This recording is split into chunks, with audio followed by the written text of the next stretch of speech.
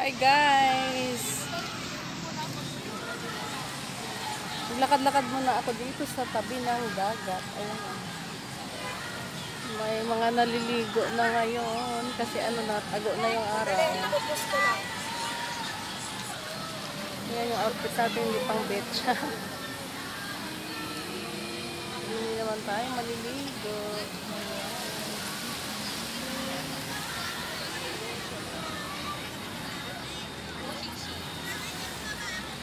Ang ganda na, kasi wala nang araw. Yes.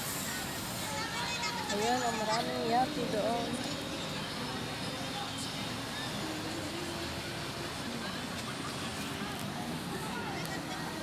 Meron ditong maraming mga kababayan. Ayan. Bye. Thank you for watching.